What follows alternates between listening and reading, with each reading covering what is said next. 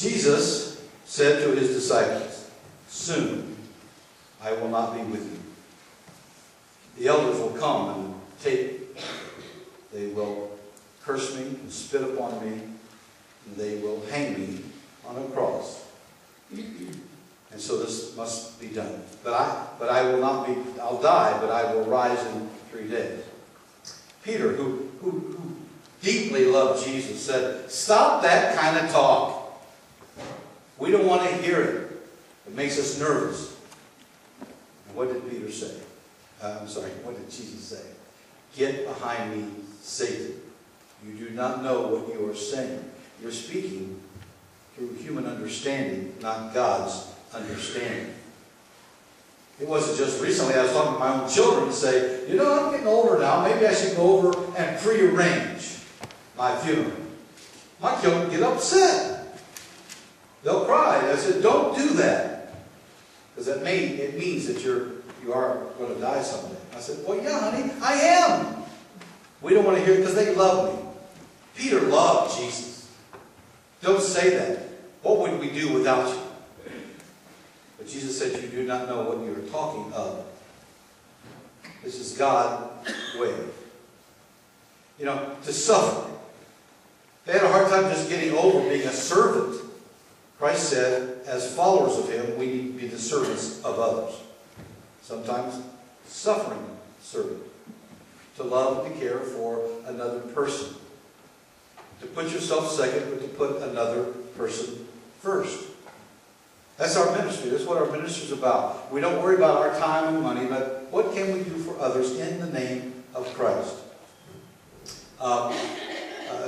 Jan, the story I've been telling at 9 o'clock was someone, your family said, "I hear all 3 of your sermons." Well, I didn't say this one at the 9 o'clock.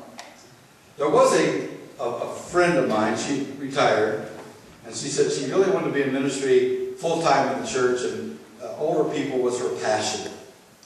And so every week she would take up for herself to visit somebody, 2 people every day during the week.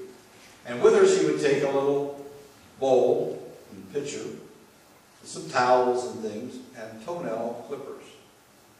And when they found out that she had come to visit them and talk with them while she washed their feet and soaked them for a while, cleaned them, massaged them, and gave them a toenail clipping thingy-do.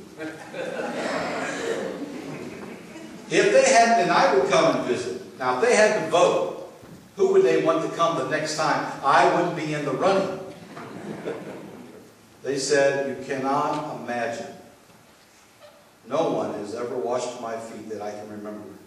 No one would ever take the time to stoop over, to pick up these ugly, dirty feet and clip them."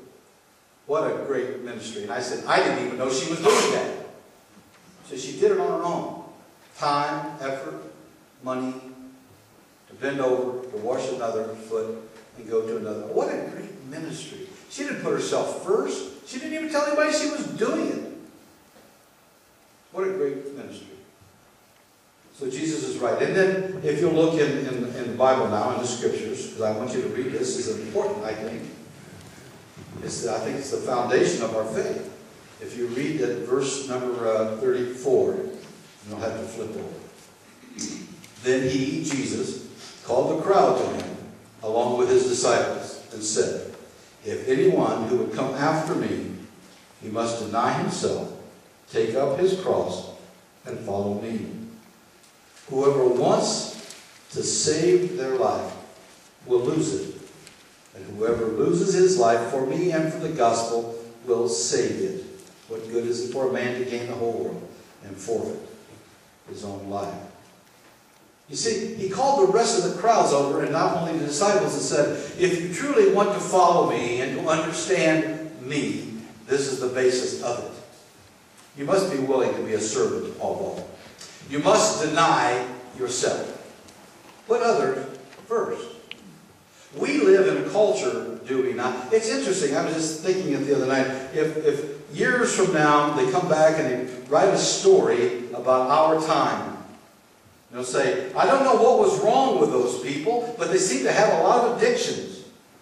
You know, alcohol and drugs and cigarettes.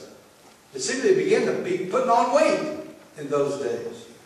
The headlines constantly said something about some sexual dysfunction thing that's happened among their leaders as well as others. What's it say about the culture? Are we putting ourselves first? Or are we putting God first? You see, when we put self first, we all grow selfish and self-centered. We're trying to make sure that we're taken care of, and there's nothing wrong with that. But that's not what sustains our life.